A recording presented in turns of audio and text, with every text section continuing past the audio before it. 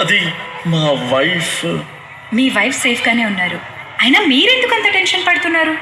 Tension మా wife గురించి కాదు డాక్టర్, పుట్టబోయే బిడ్డ గురించి.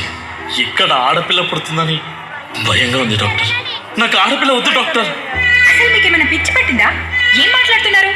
అమ్మాయి వద్దంటున్నారేంటి? ఎందుకు మీకు అమ్మాయి వద్దు? ఎందుకంటే ఆమె బయటకు వస్తే ఎక్కడ రేప్ అయిపోతుందేమని భయంగా ఉంది డాక్టర్.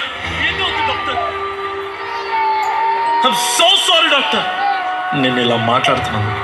ఈ సొసైటీలో చాలా మంది అమ్మాయిల్ని వద్దనుకుంటారు, కానీ దానికి వాళ్ళు చెప్పే రీజన్స్ నేను అమ్మాయిని చదివించుకోలేను, కట్నం ఇచ్చి పెళ్లి చేయలేనని.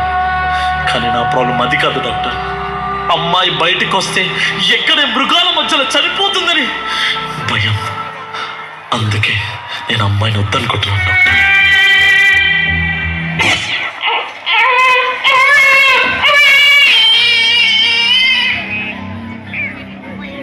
పుట్టగానే ఏడ్చినప్పుడు తెలియలేదు చచ్చే వరకు ఏడుస్తూనే ఉంటానని.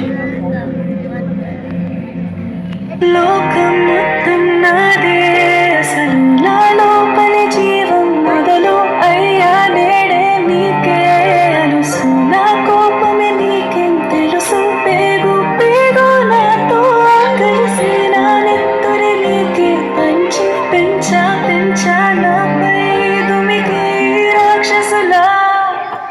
అత్యాచారం చేసి నోని ఊరి తీయాలి, మెడ పట్టి గొంతు పిసికి కాల పెట్టాలి.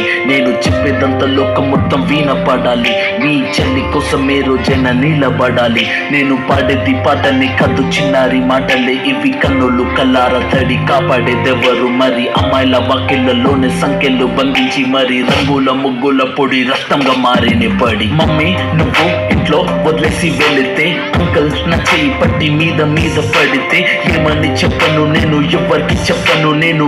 మీరే నేర్పించారు పెద్దోళ్ళు దేవుళ్ళు అని, ఎందుకు మమ్మీ పుట్టించాడు డాడీ నన్ను? అసలు వినాలనుకున్న నేను చందమామ కథలు, ఆడపిల్ల బాధలన్నీ చెప్పుకునే బదులు పుట్టగానే చంపేస్తుంటే తప్పుతుండే ఉసురు. చిన్న బట్టలు వేసుకుంటే చంపేయాలా? ఇంకెన్ని రోజులు దాచుకుంటే ప్రాణం ఇలా? నేను చదువుకోవాలా లేదా బడికెళ్ళాలా? న్యూస్ పేపర్ మెన్ స్టోరీ అయిపోయా నివాలా. చిరునవ్వులతో కాలం గడపాల్సిన చిన్నారి మనిషి అనే రంగేసుకున్న క్రూర మృగాలకు బలైపోయింది. 8 ఏళ్ల